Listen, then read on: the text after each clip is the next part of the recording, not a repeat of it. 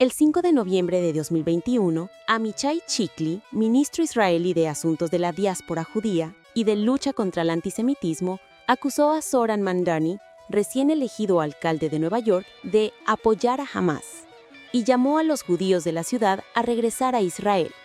Chikli escribió en la red social X: "La ciudad que alguna vez fue símbolo de la libertad mundial ha entregado sus llaves a un partidario de Hamás".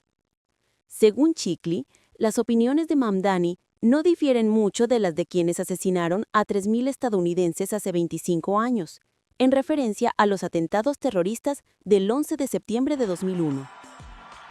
Agregó: "Nueva York nunca volverá a ser la misma, especialmente para la comunidad judía.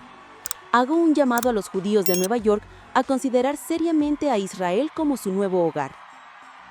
Por su parte, la viceministra de Asuntos Exteriores israelí, Sharon Haskell, calificó la elección de Mamdani como alcalde de extremadamente preocupante, dado su historial de comentarios anti-israelíes y antisemitas. El ministro de Patrimonio, Amichai Eliyahu, también criticó a los judíos que apoyaron a Mamdani, acusándolos de levantar la mano en favor del antisemitismo en el corazón de Estados Unidos. Mamdani, por ahora, no ha respondido a las declaraciones de los funcionarios israelíes. A sus 34 años, se convierte en el primer musulmán, el primer descendiente del sur de Asia y el alcalde más joven en más de una década en dirigir Nueva York, tras las elecciones del 4 de noviembre. Asumirá el cargo en enero de 2026. Desde hace años, Mamdani ha apoyado la causa palestina, describiendo a Israel como un régimen de apartheid y calificando la guerra en Gaza de crimen de genocidio, lo que ha provocado la indignación de parte de la comunidad judía. En los últimos meses, también ha condenado con firmeza tanto el antisemitismo como la islamofobia, de la cual él mismo ha sido víctima.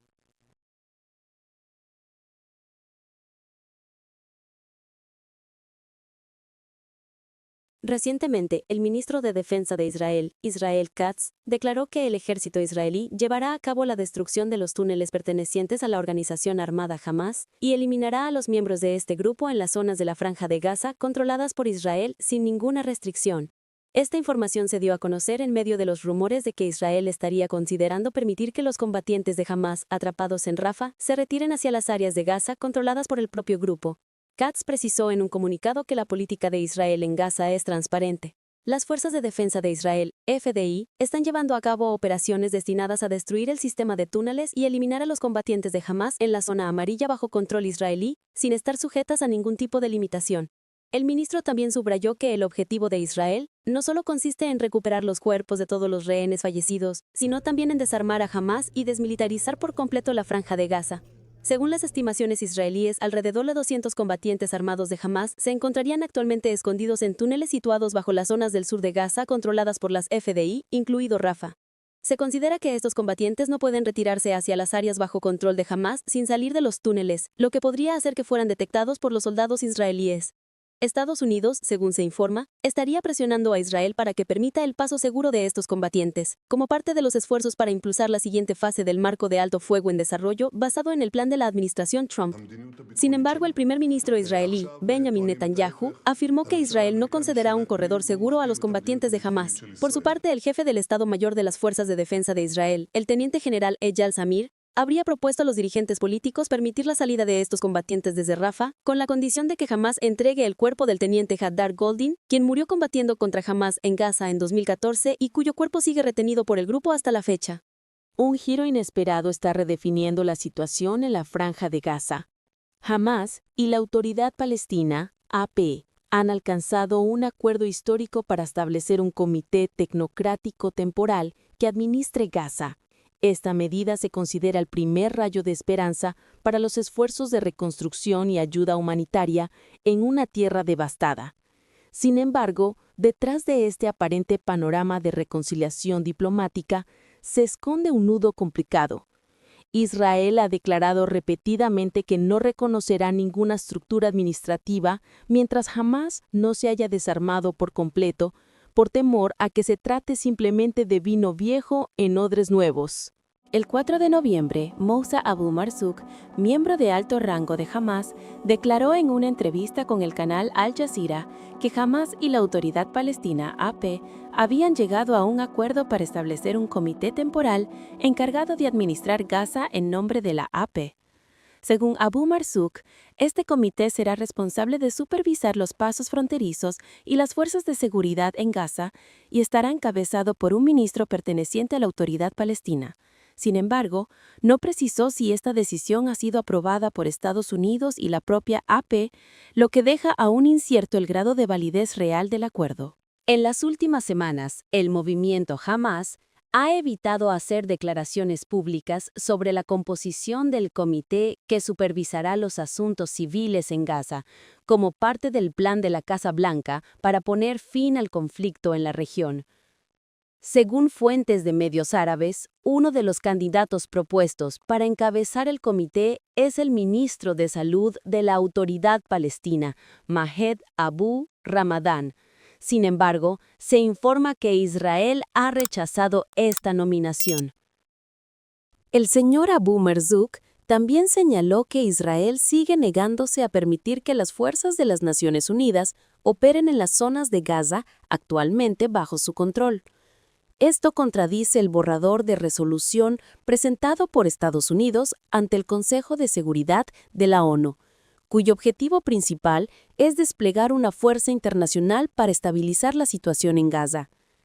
El funcionario de Hamas indicó que aún existen muchas discrepancias relacionadas con los detalles operativos de dicha fuerza internacional, como el alcance de su despliegue y sus competencias específicas, y subrayó que este asunto todavía requiere más discusiones en profundidad. Cuando se le preguntó si Hamas estaría dispuesto a desarmarse según lo estipulado en el Plan Integral de Paz para Gaza del presidente estadounidense Donald Trump, Abu Marzouk respondió: Hamas es la fuerza que controla la situación sobre el terreno en Gaza. Si se nos desarma, surgirán otros grupos armados con otro tipo de armas. Es como en Irak, cuando se disolvió el ejército iraquí, estalló el caos y aparecieron Al-Qaeda e ISIS. Subrayó que una medida de ese tipo no contribuiría a la estabilidad a la implementación de acuerdos como el alto el fuego. No existirá un vacío de poder. Cualquier fuerza sustituta debe ser una fuerza palestina y contar con el consenso del propio pueblo palestino para evitar divisiones y conflictos internos. Actualmente, Estados Unidos e Israel no han emitido ninguna reacción ante este movimiento considerado un gran avance. Sin embargo, tras la entrada en vigor del alto el fuego, Israel ha mantenido su postura de oponerse a cualquier estructura que no excluya completamente el poder de Hamas. Según los análisis del RAND y de varios expertos, Israel solo aceptará el acuerdo si Hamas es desarmado y su poder militar eliminado por completo. Durante las negociaciones preliminares, Israel expresó su preocupación de que el Comité Tecnocrático pudiera ser en realidad una forma encubierta de gobierno indirecto de Hamas si las armas y la seguridad siguen bajo su control. Por su parte, de acuerdo con el análisis del Washington Institute, Estados Unidos ha establecido condiciones claras. El comité debe ser apolítico, no incluir a ningún miembro catalogado como terrorista y garantizar plena transparencia en el ejercicio del poder. En relación con la implementación del acuerdo de alto el fuego, las fuerzas de Hamas han entregado recientemente otro cuerpo de un rehén a Israel. La oficina del primer ministro israelí informó que la identidad del rehén fue confirmada el 5 de noviembre en el Instituto Forense de Tel Aviv. Se trata del soldado Itai Chen, de 19 años. Itai Chen tenía doble nacionalidad estadounidense e israelí y sirvió como soldado de combate en el Batallón 77 de la 7ª Brigada Blindada. Según la información y los datos de inteligencia obtenidos por el ejército israelí, Itai Chen murió en combate en el kibutz Nir Oz la mañana del 7 de octubre de 2023.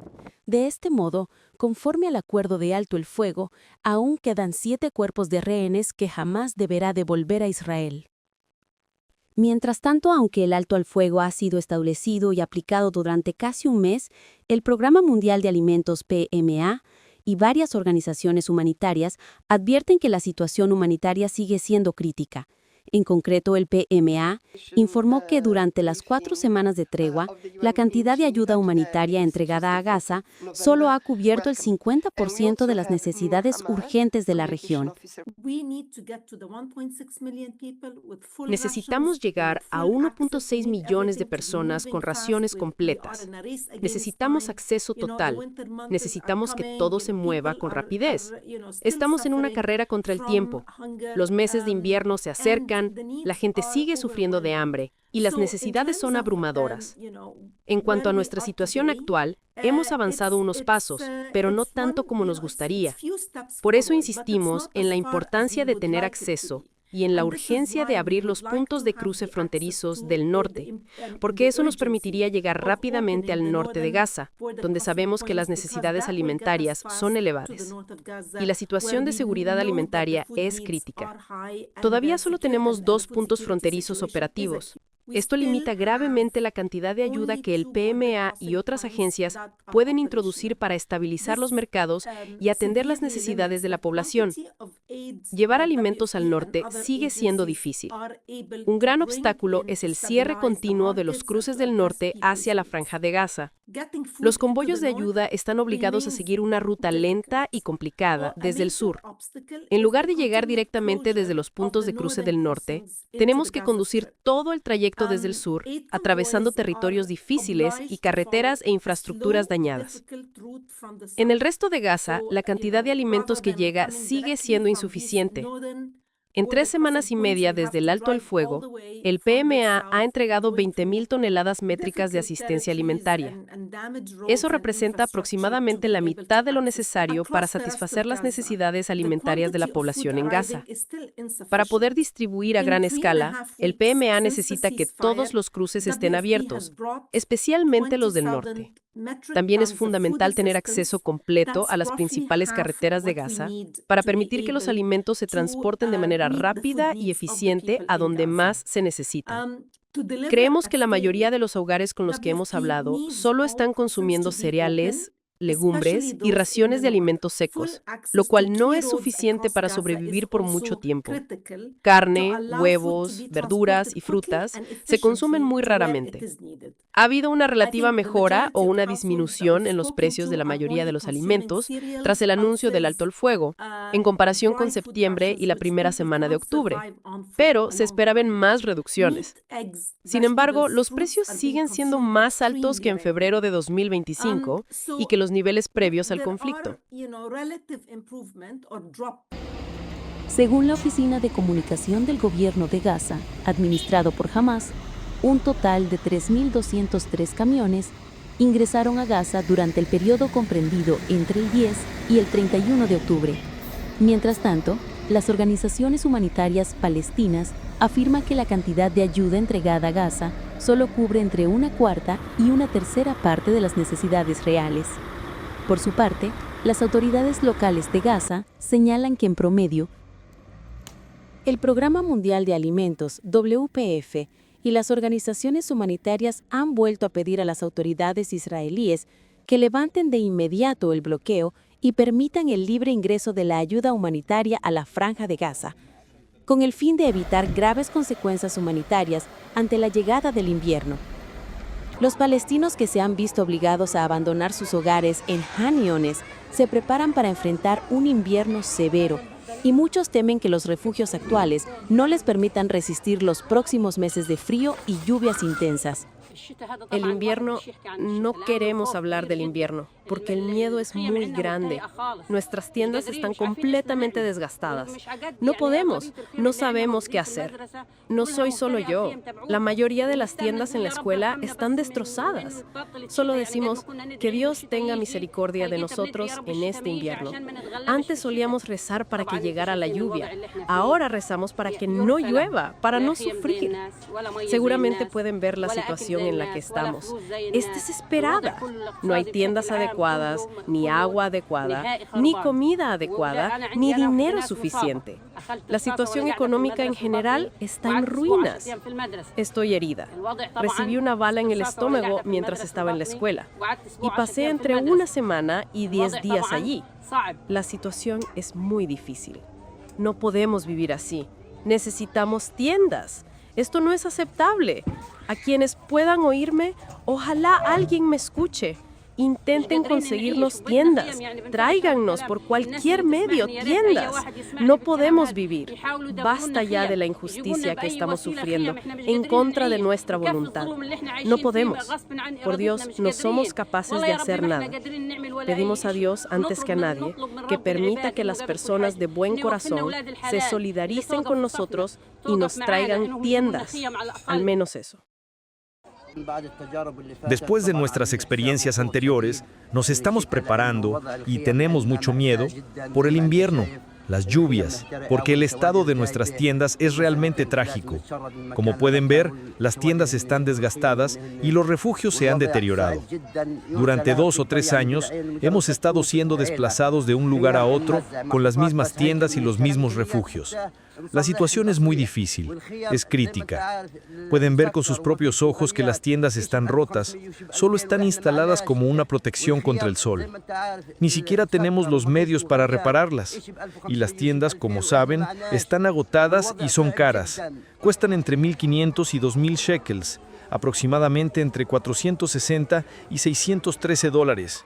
Y no tenemos dinero. La situación es muy difícil.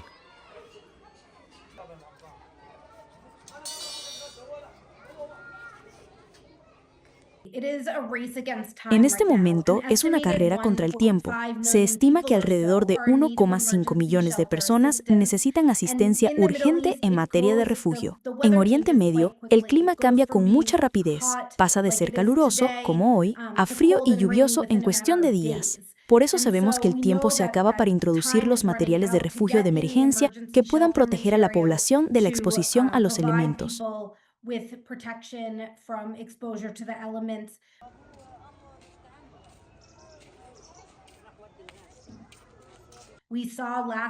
El año pasado, vimos que niños y bebés morían de hipotermia porque no estaban adecuadamente protegidos. Así que ahora más que nunca, el tiempo es extremadamente crítico para intensificar los esfuerzos y llevar grandes cantidades de materiales de refugio a Gaza, con el fin de proteger a las personas antes de que lleguen las lluvias y el frío de invierno.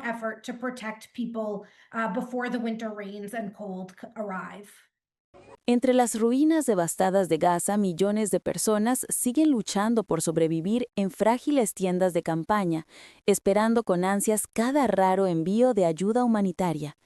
¿Traerá realmente el alto el fuego una esperanza duradera? ¿O será solo una pausa temporal antes de una nueva tormenta? Acompáñanos para seguir y actualizar los últimos acontecimientos desde Medio Oriente. No olvides darle like, compartir y suscribirte para no perderte ninguna noticia de última hora. Nos vemos en los próximos videos. La situación de seguridad en el Líbano sigue enfrentando numerosos desafíos, ya que las tensiones en la zona fronteriza del sur continúan aumentando a pesar de que el acuerdo de alto el fuego sigue vigente. En el contexto de los esfuerzos del gobierno por implementar un plan para poner todas las armas bajo el control del Estado, los ataques por parte de Israel y la oposición de Hezbollah están dificultando este proceso. Los intensos movimientos diplomáticos entre Beirut y sus socios internacionales muestran que la comunidad internacional presta especial atención a la estabilidad del Líbano, un factor considerado clave para la seguridad en la región de Oriente Medio y el Mediterráneo. El 4 de noviembre, el presidente del Líbano, Joseph Aoun, afirmó que la continua ocupación del territorio del sur por parte de Israel está obstaculizando el plan del gobierno para poner todas las armas bajo el control del Estado. En reuniones privadas en Beirut con Hamish Falconer, subsecretario de Estado británico para Oriente Medio y el Norte de África, y el ministro de Defensa de los Países Bajos, Ruben Brekelmans, el presidente Aoun destacó que la estabilidad del Líbano también sirve a los intereses de Europa, según un comunicado de la presidencia. El 5 de agosto, el Consejo de Ministros del Líbano aprobó un plan nacional destinado a poner todas las armas, incluidas las de Hezbollah, bajo la autoridad del Estado, y encargó al ejército elaborar y ejecutar dicho plan antes de finales del 2025. Sin embargo, el dirigente de Hezbollah, Naim Qassem, ha rechazado en repetidas ocasiones el plan, argumentando que Israel debe retirarse completamente del territorio libanés antes de que su grupo deponga las armas. Según la presidencia, durante la reunión con el funcionario británico, el presidente Aoun y el señor Falconer debatieron sobre la situación en el Líbano, especialmente en el sur del país. Falconer destacó el papel del ejército libanés en la zona al sur del río Litani y su cooperación con la Fuerza Provisional de las Naciones Unidas en el Líbano, FINUL, reafirmando al mismo tiempo el apoyo del Reino Unido al ejército libanés. El presidente Aoun expresó su agradecimiento al gobierno del Reino Unido por su apoyo, especialmente en la construcción de puestos de observación a lo largo de las fronteras oriental y septentrional, así como por la implementación de un proyecto similar en el sur. El mandatario subrayó que el ejército libanés ha cumplido con su misión desde que fue desplegado al sur del río Litani, conforme al acuerdo de alto fuego de noviembre de 2024, pero señaló que el despliegue aún no se ha completado porque Israel sigue ocupando territorio libanés y no ha cumplido con el acuerdo. Añadió que las violaciones diarias por parte de Israel aumentan las tensiones y ponen en peligro la vida y los bienes de los civiles. Según el Ministerio de Salud del Líbano, desde el 3 de noviembre, los ataques con drones israelíes en el sur del país han causado la muerte de 2 personas y heridas a otras 7, a pesar de que el alto fuego sigue en vigor. De acuerdo con un comunicado citado por la Agencia Nacional de Noticias, NNA, un dron israelí atacó un automóvil en el cruce Al-Duair, en el distrito de Nabatie, provocando la muerte de una persona, heridas a 7 más y el incendio del vehículo. El Ministerio de Salud añadió que otra persona murió cuando otro dron atacó una motocicleta en la localidad de Aita al-Saiba. En línea con la postura del presidente Aoun, el ministro de Asuntos Exteriores del Líbano, Youssef Ragoui, también expresó su rechazo a las acciones militares de Israel. Hizo un llamado a la comunidad internacional para que ejerza presión sobre Tel Aviv con el fin de poner fin a los actos de agresión, al tiempo que afirmó que Beirut está avanzando paso a paso en el proceso de poner todas las armas bajo el control del Estado. Anteriormente, Washington había acogido con satisfacción la decisión del gobierno del Líbano de encargar al ejército la elaboración de un plan para poner todas las armas bajo el control del Estado, considerando esta medida como un paso importante hacia el fortalecimiento de la soberanía nacional.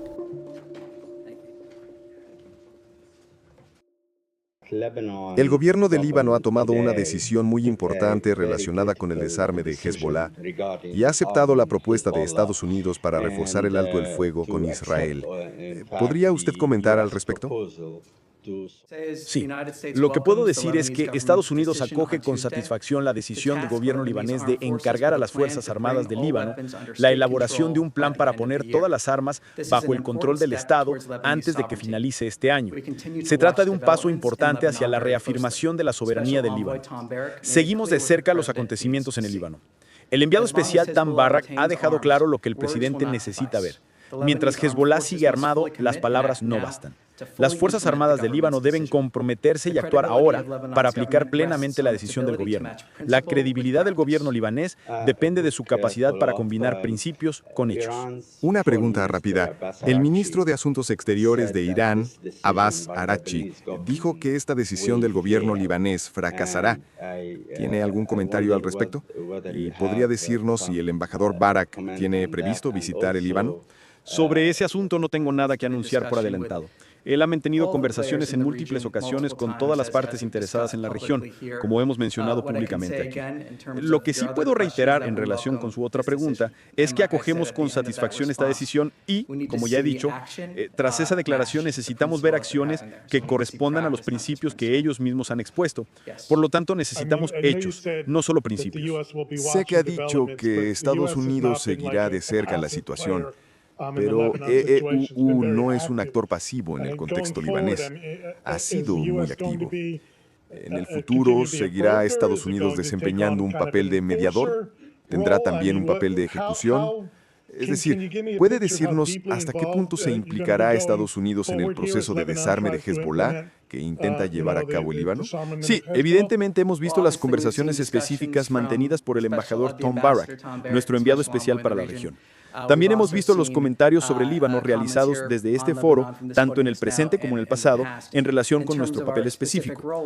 Lo que puedo decir, como mencioné antes, es que seguiremos vigilando muy de cerca los acontecimientos en el Líbano y necesitamos ver acciones concretas que correspondan a los principios que ellos mismos han expuesto. Sin embargo, según el diario israelí Haaretz, los servicios de inteligencia del país han advertido que Hezbollah ha restablecido parcialmente su red logística con el apoyo de Irán a través de Siria e Irak, reutilizando rutas que operaban antes del colapso del régimen sirio. Se informa que el grupo ha vuelto a abastecerse de misiles de corto y medio alcance, así como de drones de reconocimiento y sistemas antitanque. Esta reconstrucción contraviene la resolución 1701 del Consejo de Seguridad de las Naciones Unidas, adoptada en 2006, que prohíbe estrictamente la presencia de fuerzas armadas no estatales al sur del río Litani. Aunque la Fuerza Provisional de las Naciones Unidas en el Líbano, FINUL, sigue presentando informes periódicos, la aplicación de dicha resolución sigue siendo muy limitada hasta la fecha. Las tensiones en el sur del Líbano han aumentado considerablemente en las últimas semanas, ya que el ejército israelí lleva a cabo ataques aéreos casi diarios sobre territorio libanés, a pesar de que el alto el fuego está en vigor desde noviembre de 2024. Según fuentes del Estado Mayor israelí, la 91 Primera División del Norte de las Fuerzas de Defensa de Israel, FDI, acaba de completar su mayor ejercicio militar desde la guerra de 2023, centrado en mejorar la capacidad de respuesta inmediata y la coordinación entre las diferentes ramas en caso de un conflicto simultáneo por tierra, aire y mar en el norte. Un oficial israelí citado por Fox News Digital declaró que Hezbollah aún no ha entregado sus armas pesadas, sigue recibiendo financiación de Irán y busca restablecer su posición.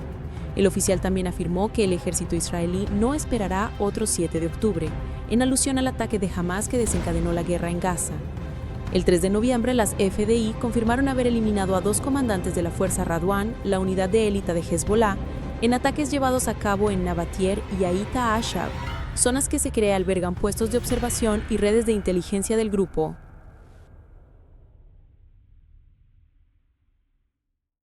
Los recientes acontecimientos en el Líbano muestran que el proceso de consolidación de la soberanía y el desarme del país sigue enfrentando numerosos obstáculos, tanto internos como externos. Mientras se intensifican los esfuerzos diplomáticos junto con la presión de la comunidad internacional, el futuro del plan para poner todas las armas bajo el control del Estado dependerá en gran medida de la capacidad del gobierno libanés para mantener la unidad interna y controlar la situación de seguridad en el sur. En un contexto en el que las tensiones regionales aún no muestran señales de disminuir, el Líbano continúa enfrentando un difícil dilema: proteger su soberanía nacional y al mismo tiempo evitar caer en una nueva espiral de conflicto. Después de la guerra de 12 días en junio, las relaciones entre Irán e Israel no muestran señales de aminorar la hostilidad. El líder supremo de Irán, el gran ayatolá Jamenei, emitió recientemente una declaración dirigida directamente a Israel, afirmando que la cooperación con Estados Unidos no será posible si Washington sigue apoyando a Israel. El ministro de Relaciones Exteriores de Irán, Araghchi, también afirmó que Teherán está completamente preparado para cualquier escenario de confrontación nueva, e Israel sufrirá una derrota aún más severa si los combates se reanudan. Irán no detendrá su programa de enriquecimiento de uranio y no negociará sobre su capacidad de misiles balísticos. El 3 de noviembre, durante un encuentro con estudiantes en Teherán, el líder supremo de Irán, Ali Khamenei, declaró que Irán solo considerará cooperar con Estados Unidos si Washington cambia su política en la región. Señaló que en el caso de que Estados Unidos abandone por completo su apoyo al régimen sionista, retire sus bases militares y se abstenga de intervenir en la zona, entonces podría contemplarse la posibilidad de cooperación. La cooperación con Irán es completamente incompatible con la colaboración y el apoyo al régimen sionista maldito, Israel. En la situación actual, cuando todo el mundo ha sido testigo, comprende y condena a ese régimen, Estados Unidos sigue ayudándolo, respaldándolo y protegiéndolo. En tales condiciones, el deseo de Estados Unidos de cooperar con Irán carece totalmente de sentido y es inaceptable. Así es, si Estados Unidos abandona por completo su apoyo al régimen sionista, retira sus bases militares de esta región y deja de intervenir en los asuntos regionales, entonces podría reconsiderarse la cuestión de la cooperación. Pero eso no es algo que ocurra ahora ni en un futuro cercano. Algunas personas distorsionan la historia. Afirman que el conflicto entre la República Islámica de Irán y Estados Unidos se originó a partir del eslogan Death to America, muerte a Estados Unidos. Esa es una interpretación estúpida. Quien piense que una nación es enemiga de Estados Unidos por simplemente gritar Death to America está completamente equivocado. No. Ese eslogan por sí mismo no es el factor determinante que ha llevado a Estados Unidos a oponerse o a enfrentarse a Irán.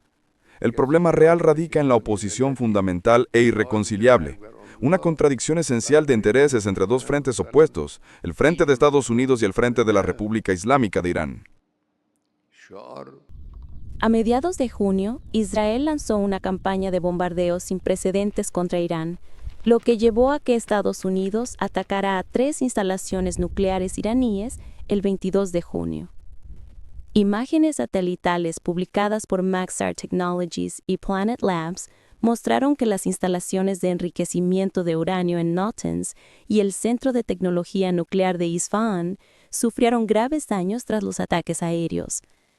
Las fotografías aéreas revelaron la presencia de camiones, excavadoras y maquinaria pesada concentrados cerca de la entrada del complejo nuclear subterráneo de Fordow, situado cerca de la ciudad de Qom. Si los informes de inteligencia concluyen que Irán podría enriquecer uranio a un nivel preocupante, ¿consideraría atacar de nuevo a ese país? Por supuesto, sin lugar a dudas. Seguro, el resultado sería increíble. Durante mucho tiempo, Israel ha considerado el programa nuclear de Irán como una gran amenaza para su seguridad nacional, debido al temor de que Irán pueda desarrollar armas nucleares.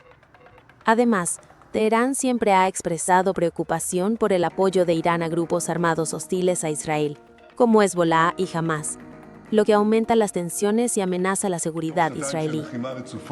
El 6 de octubre, el primer ministro israelí, Benjamin Netanyahu, declaró que Irán estaba desarrollando misiles balísticos intercontinentales con un alcance de 8.000 kilómetros y que con solo aumentar 3.000 kilómetros más, Irán podría tener en la mira ciudades como Nueva York, Washington, Boston, Miami o Mar-a-Lago. Las declaraciones de Netanyahu fueron duramente criticadas por el ministro de Asuntos Exteriores de Irán, quien afirmó que Netanyahu había exagerado deliberadamente las capacidades defensivas de Irán para presentarlas como una amenaza. Actualmente, Irán posee un gran arsenal de misiles balísticos de fabricación nacional, entre los cuales se encuentra el misil Shahab-3, con un alcance de aproximadamente 2.000 kilómetros, suficiente para alcanzar el territorio israelí. En una entrevista con el canal de televisión Al Jazeera, el ministro de Relaciones Exteriores de Irán, Abbas Araghchi, el 2 de noviembre, indicó que Irán había controlado eficazmente la guerra de junio con Israel y evitado que el conflicto se extendiera por la región. Aseguró, Teherán está completamente preparado para cualquier escenario de confrontación nueva, e Israel sufrirá una derrota aún mayor si los combates se reanudan. Araghchi también subrayó que los ataques aéreos de Estados Unidos e Israel en junio no pudieron destruir el programa de enriquecimiento de uranio de Teherán. Dijo que, aunque algunos materiales nucleares quedaron enterrados bajo los escombros tras los ataques, la tecnología de Irán permaneció intacta. Araghchi afirmó que Irán no puede detener el enriquecimiento de uranio, al mismo tiempo que destacó que lo que no se puede lograr mediante la guerra, tampoco se logrará a través de medidas políticas. Además, señaló que Irán sigue abierto a la posibilidad de alcanzar un acuerdo con Estados Unidos a través de negociaciones indirectas, siempre y cuando Washington deje de presentar lo que él llamó exigencias previas inaceptables e imposibles de cumplir. El ministro de Relaciones Exteriores también enfatizó que el programa de misiles de Irán no es un tema para discutir en las negociaciones y afirmó que sería un acto de locura que un país entregue su armamento. Actualmente, Estados Unidos no ha respondido a las declaraciones del líder supremo, Ali Khamenei, y del ministro de Relaciones Exteriores, Abbas Araghchi. El 2 de noviembre, el presidente de Irán, Masoud Pezeshkian, subrayó que la destrucción de las instalaciones nucleares no podrá impedir el programa nuclear pacífico del país. Afirmó que Teherán reconstruirá dichas instalaciones con una fuerza aún mayor, pero reiteró que Irán no busca desarrollar armas nucleares. Estas declaraciones fueron realizadas durante su visita a la Organización de Energía Atómica de Irán y en una reunión con altos funcionarios del sector. Este conocimiento está en manos de nuestros científicos. La destrucción de los edificios y las plantas no nos detendrá. Reconstruiremos, y con una fuerza aún mayor. La visión que los países occidentales intentan difundir por todo el mundo es que nosotros perseguimos la energía nuclear para fabricar bombas, mientras que el líder supremo ha declarado y emitido una fatwa que prohíbe absolutamente dirigirnos hacia la fabricación de bombas. Siempre he afirmado que si confiamos en la inteligencia y en el equipo de nuestros científicos, no podrán eliminar nuestra industria nuclear simplemente destruyendo una o dos instalaciones. Todo el trabajo que nuestros queridos compatriotas han realizado aquí es por la salud, la industria y la economía del país, así como para proporcionar la capacidad de abordar los problemas medioambientales. Mientras las tensiones entre Irán y las potencias occidentales siguen sin disminuir, Teherán mantiene su cooperación con Rusia, que junto con China se ha opuesto a la reimposición de sanciones sobre el programa nuclear de Irán en las Naciones Unidas. Recientemente, el portal News.az citó al vicepresidente y jefe de la Organización de Energía Atómica de Irán, AEOI, Mohammad Eslami, quien informó que Irán y Rusia han finalizado un nuevo acuerdo para construir conjuntamente 8 plantas de energía nuclear. Según Eslami, dentro de esta cooperación, 4 plantas se construirán en Bushehr y las otras 4 en diferentes regiones del país, cuyos lugares exactos serán anunciados posteriormente por el gobierno. Eslami explicó que la construcción de estas centrales nucleares tiene como objetivo garantizar un suministro de energía estable y limpia, capaz de satisfacer la creciente demanda eléctrica de Irán. También subrayó la necesidad de construir una planta nuclear a lo largo de la costa norte del país y añadió que, gracias a grandes esfuerzos, ya ha comenzado el proyecto de construcción de una planta nuclear en la provincia de Golestán. El jefe de la AEOI señaló que la construcción de estas nuevas plantas, en cooperación con Rusia, permitirá a Irán alcanzar una capacidad de producción de 20 millones de megavatios de energía nuclear, lo que representa un avance significativo hacia la independencia energética y el desarrollo sostenible.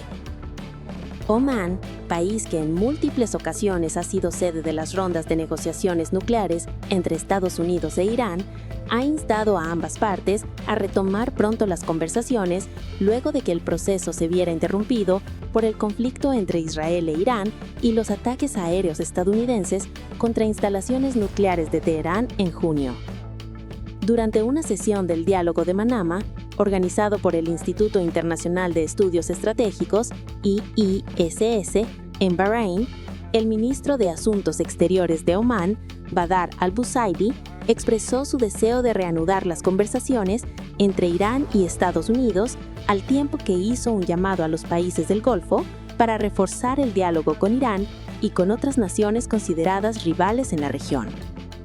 Cabe destacar que Omán, que desde hace tiempo desempeña un papel de mediador entre Irán y Occidente, ha acogido 5 rondas de negociaciones entre Washington y Teherán en lo que va del año. Los acontecimientos recientes muestran que Irán está entrando en una fase de consolidación de su poder tecnológico, político y diplomático, con el objetivo de mantener su autonomía y afirmar su posición en el nuevo orden regional. A pesar de enfrentar una fuerte presión externa, Teherán parece optar por no entrar en una confrontación directa, sino seguir una estrategia firme pero flexible. Está dispuesto a cooperar si se cumplen las condiciones, pero sin hacer concesiones en los asuntos fundamentales. En un contexto mundial marcado por profundos cambios en el equilibrio de poder, La manera en que Irán defina su línea política seguirá siendo un factor clave para el futuro de la seguridad y la estabilidad en Oriente Medio.